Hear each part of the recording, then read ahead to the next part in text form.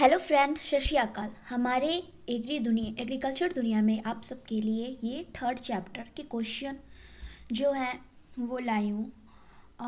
क्योंकि टाइम बहुत कम है और हमें पढ़ना बहुत ज़्यादा है, इसके लिए जो क्वेश्चन मुझे लग रहे हैं जो इम्पोर्टेंट है वो मैंने डाला है। और टाइम भी तो बहुत कम है ना। ठीक है, स्टार्ट करते हैं। फर्स्ट है, फसल प्रणाली किसे कहते हैं। तो फसल प्रणाली यहाँ पे है किसी भूमि खंड पर एक कृषि वर्ष में लगाई जाने वाली क्रमिक फसलें फसल प्रणाली कहलाती है।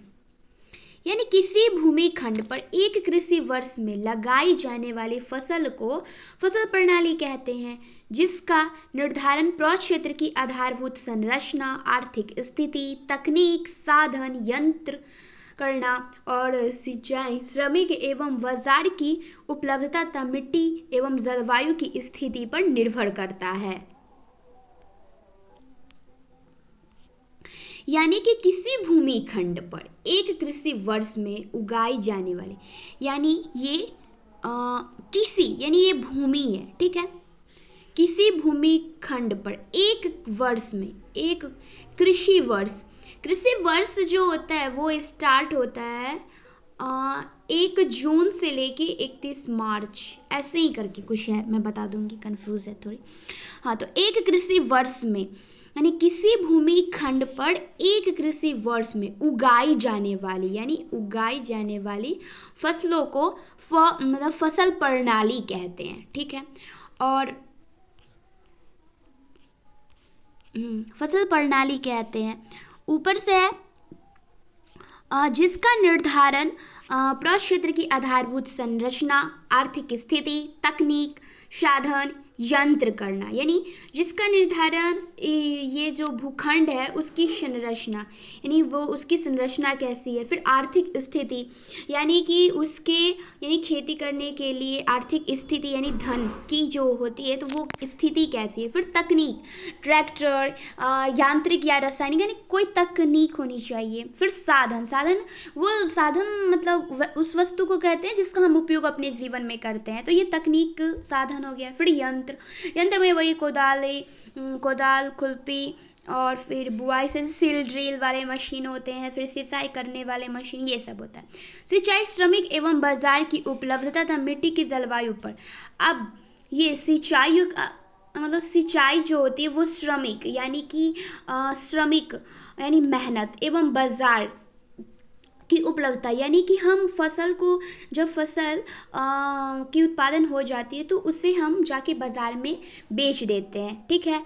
और ये मिट्टी, क्योंकि फसल तो हम मिट्टी में ही बोएंगे ना, तो मिट्टी भी अच्छी होनी चाहिए, यानी मतलब जैसी क्रॉप होगी उसकी मिट्टी भी वैसी होनी चाहिए।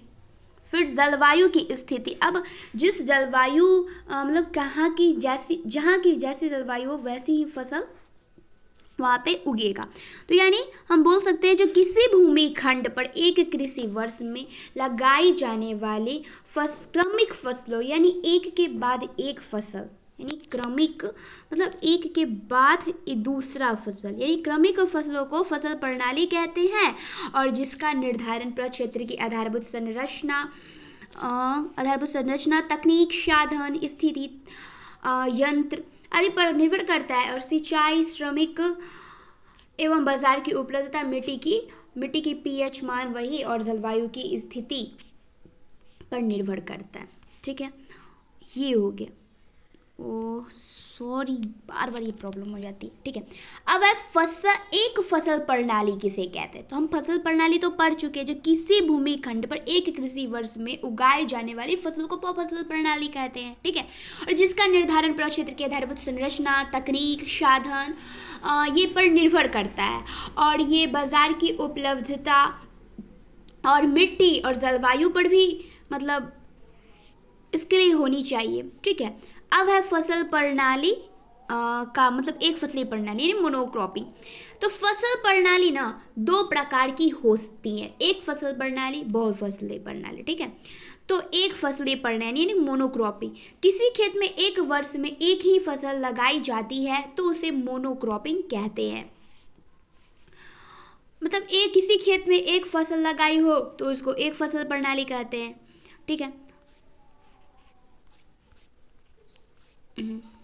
और एक ही फसल लगाई जाती है तो दूसरे के कारण अन्य फसल की लंबी अवधि, मतलब वही एक फसल लगाई जाती है तो उसे एक फसलीय प्रणाली कहते हैं। हो गया खत्म।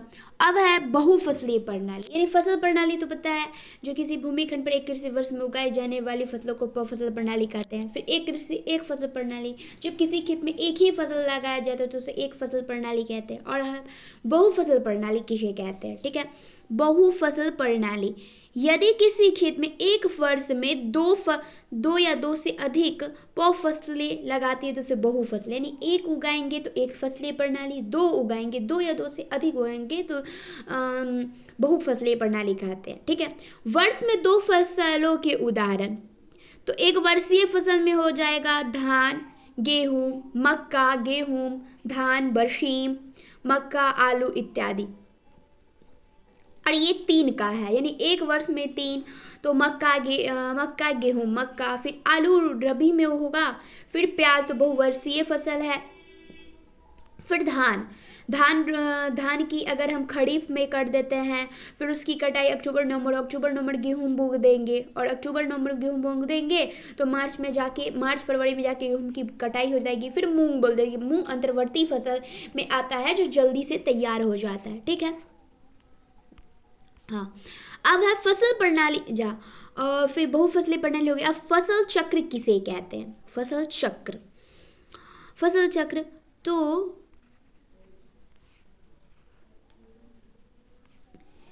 किसी खेत में किसी नियत अवधि के लिए विभिन्न फसलों को इस उद्देश्य से फिर बदल करके लगाना ताकि भूमि की उर्वरकता शक्ति अक्षुण्ण बनी रहे और उपज में कोई कमी भी न आए।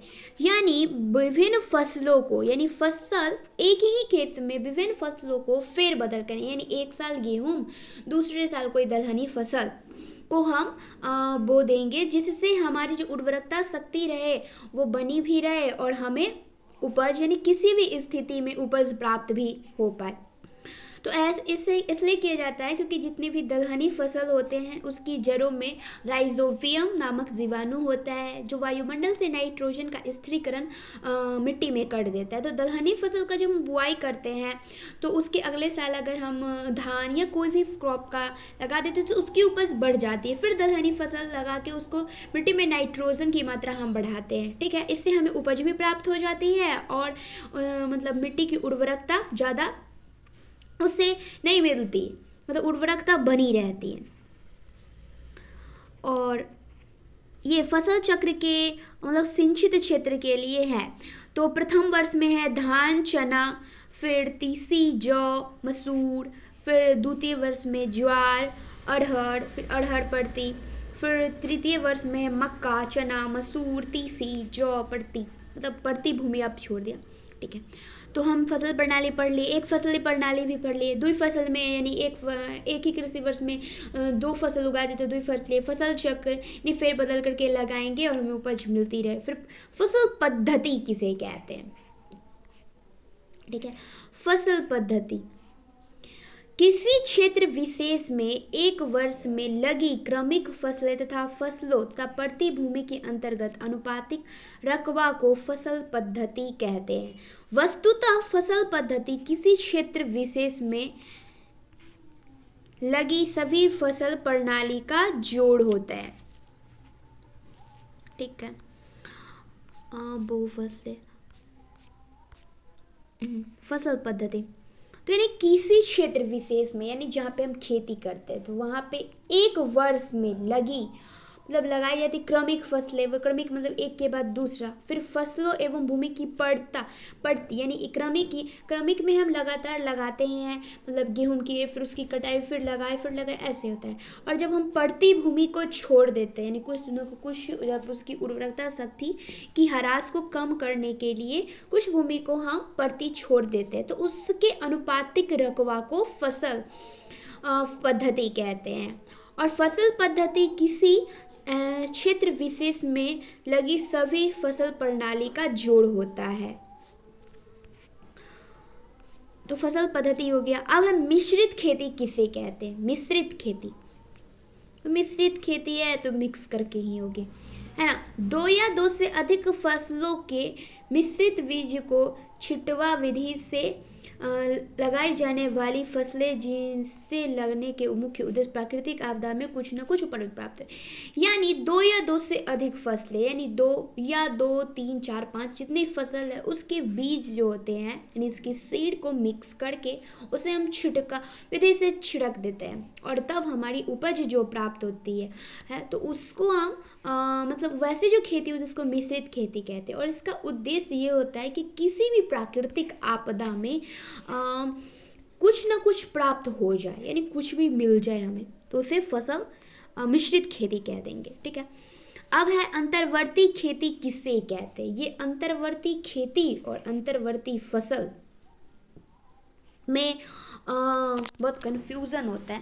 तो अंतर्वर्ती फसल वो होते हैं जिसको मतलब बहुत कम समय में ही बो के वो तैयार हो जाते हैं, तो उसे अंतर्वर्ती फसल कह देते हैं। जैसे मूंग, उड़द, ये सब आ गए अंतर्वर्ती में।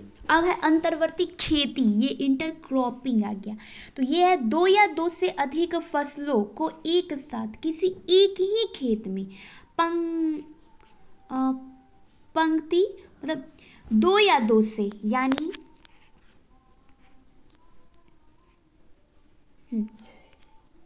2 यानी कि 2 या 2 से अधिक फसलों को किसी एक ही खेत में, यानी उसको एक ही, यानी खेत एक होनी चाहिए, ठीक है। एक ही खेत में पंक्ति यानी लाइन वाइज, यानी मतलब पंक्ति में लगाने को अंतर्वर्ती खेती, यानी 2 या 2 से अधिक फसलों को किसी एक ही खेत में पंक्ति में लगाने की विधि को अंतर्वर्ती खेती कह देते हैं। बड़ा आसान है ना। 2 या 2 से अधिक फसलों को एक साथ, यानी अलग अलग नहीं, एक साथ किसी एक खेत में, यानी अलग नहीं, किसी एक खेत में पंक्ति में लगाने की विधि को अंतर्वर्ती खेती के रूप में जानी जाती है। यानी मिश्रित, मानिए तो मिश्रित में होता है कि उसके जो सीड होते हैं उसको मिक्सअप करके छिड़कावा विधि से छिड़ देते हैं, जिसका उद्देश्य होता है कि किसी भी आपदा में हमें कुछ ना कुछ मिल जाए। पर अंतर्वर्ती में भी वही होता है। यहाँ पे ये होता है कि यहाँ पे 2 या 2 से अधिक, वहाँ मिश्रित में भी था और यहाँ भी था, पर यहाँ पे होता है कि उसमें छिड़कावा विधि से और सीड को मिक्स किया जाता है। पर यहाँ पे छिड़कावा नहीं, यहाँ पे पंक्ति में बोया जाता है, और उसमें भी एक खेत में, इसमें भी एक खेत में उगाए जाते हैं, पर इसमें एक पंक्ति में और एक ही खेत में बोया जाता है। अब है समानांतर खेती किसे कहते हैं। समानांतर खेती, तो समानांतर खेती है किसी एक ही खेत में एक साथ 2 ऐसी फसल को लगाना जिनकी बढ़वार की प्रवृत्ति भिन्न हो तथा एक दूसरे से लगभग शून्य प्रतिद्वंद्विता रखते हुए अपनी पूर्ण क्षमता के अनुरूप उपज प्रदान करे, उसे समानांतर फसल प्रणाली की संज्ञा देते हैं। पे कहा कि किसी एक ही खेत में, इसमें भी एक ही खेत में, यानी पूरी हमको लगता है फसल प्रणाली में सिर्फ एक ही खेत, यानी किसी एक ही खेत में एक साथ, यानी किसी एक खेत में एक साथ 2 फसल को लगाना जिनमें बढ़वार की प्रवृत्ति अलग हो, यानी दोनों फसल जो उसकी ना उसकी वृद्धि यानी डेवलप यानी प्रोग्रेस करने की प्रवृत्ति जो है ना वो अलग अलग हो, ठीक है। और वो दोनों एक दूसरे से शून्य प्रतिद्वंद्विता, यानी वो एक दूसरे से मतलब कंपटीशन नहीं करते होंगे, मतलब नहीं रखते हो उसको। जब वो अपनी पूर्ण क्षमता, यानी जिसकी उनकी जितनी क्षमता है वो उतनी उपज प्रदान करते हैं, तो समानांतर फसल कह देती है, समानांतर फसल प्रणाली वही कह देती है। तो यहाँ पे लिखा है किसी एक ही खेत में एक साथ 2 ऐसी फसल को लगाना जिनमें बढ़ाव की प्रवृत्ति भिन्न हो, यानी वो एक मतलब बढ़ाव की प्रवृत्ति जो ना वो भिन्न हो, पर वो एक दूसरे से स्वयं मतलब शून्य यानी 0 प्रतिद्वंद्विता यानी कंपटीशन ना करते हो, और अपनी पूर्ण क्षमता के अनुसार उपज यानी प्रोडक्शन देते हैं, ग्रेन देते हैं, उसे समानांतर खेती कह देते हैं। अब हो गया ना, किसी एक ही खेत में एक साथ 2 फसल को उगाना जिनकी बढ़ाव की प्रवृत्ति अलग भिन्न हो और वो एक दूसरे से शून्य प्रतिद्वंद्विता रखते हो और अपनी पूर्ण क्षमता के अनुसार उपज प्रदान करते हो, तो उन्हें हम समांतर खेती की संज्ञा दे देंगे। अब इसके कुछ उदाहरण, तो शरदकालीन गन्ना में आलू, मसूर, राजमा, लहसुन, धनिया, मंगरेला, तोरी, मूली, सलजम इत्यादि। और फिर वसंतकालीन गन्ने में, यानी गन्ने में आप बो सकते हो मूंग को, उड़द को एवं भिंडी। फिर अरहर की फसल में मूंग, उड़द, मूंगफली। और फिर मक्का, मक्का में मूंग, फिर उड़द, ठीक है, एक ही साथ बोना है। अब है बहुमंजिली खेती किसे कहते हैं। बहुमंजिली खेती तो हम पिछले क्लास में पढ़ चुके थे, फिर भी इसमें पढ़ लेते, ठीक है। इसमें किसी एक ही खेत में एक साथ विभिन्न ऊंचाई वाली फसलों का इस प्रकार लगाना ताकि कुल उपज अधिक हो और उपज भिन्न स्तर तलों से प्राप्त हो।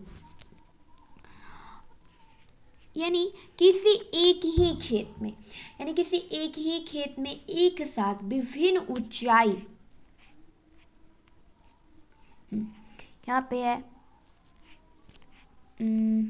किसी एक ही खेत में, यहाँ पे किसी एक ही खेत की बात है, किसी एक ही खेत में एक साथ, यहाँ पे मक्का भी है, आलू भी, ठीक है।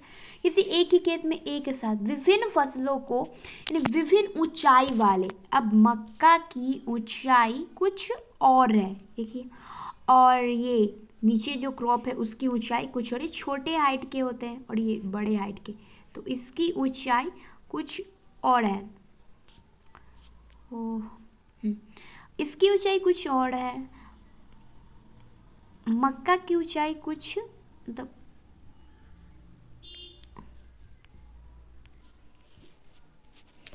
मक्का की ऊंचाई यहाँ पे कुछ और है। और यहाँ पे बताया गया कि किसी एक ही खेत में एक साथ विभिन्न ऊंचाई वाले फसलों को इस प्रकार लगाना कि हमारी उपज ज्यादा हो और ये विभिन्न तलों से प्राप्त हो। यहाँ पे लिखा है कि किसी एक ही खेत में एक साथ विभिन्न ऊंचाई वाले फसलों को इस प्रकार लगाना ताकि कुल उपज यानी अधिक हो और उपज विभिन्न क्षैतिज तलों से प्राप्त हो।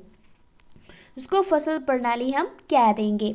यानी कि किसी एक ही खेत की बात हो, किसी एक ही खेत में एक साथ विभिन्न ऊंचाई, अब मक्के की ऊंचाई कुछ और है, इसकी ऊंचाई कुछ और है, अधिक उपज। अब इस खेत में मक्के भी उपज देंगे और ये आलू भी उपज देगा, ठीक है। और उपज हमें मक्का ऊपर वाले से आएगी और नीचे ये नीचे वाले से। तो किसी एक ही खेत में एक साथ विभिन्न ऊंचाई वाले फसल को इस प्रकार लगाना कि कुल उपज अधिक हो सके और इसकी उपज जो विभिन्न तलों से हो, तो उसे हम फसल क्या बहुमंजिलीय खेती कह देंगे, ठीक है। नहीं, बहुमंजिलीय खेती कह देंगे, ठीक हो गया हमारा, ठीक है। अब उसके लास्ट में कुछ क्वेश्चन थे, ठीक है। ये है कि रिक्त स्थान को पूर्ति करते, फसल चक्र का मूल उद्देश्य मिट्टी की डैश को अक्षुण्ण रखना है, यानी मिट्टी की उर्वरकता शक्ति को बनाए रखना है, ठीक है। सेकंड है फसल पद्धति कई डैश के जोड़ का नाम है। तो फसल पद्धति कई फसल प्रणाली का जोड़ का है, क्योंकि हम यहाँ पे पढ़े थे, कहाँ गया, यहाँ पे है ना, फसल पद्धति किसी क्षेत्र विशेष में, यहाँ पे ना, फसल पद्धति किसी क्षेत्र विशेष में सभी फसल प्रणाली का जोड़ का योग है। यहाँ पे है फसल पद्धति किसी क्षेत्र विशेष में लगी सभी फसल प्रणालियों का जोड़ का योग है, ठीक है।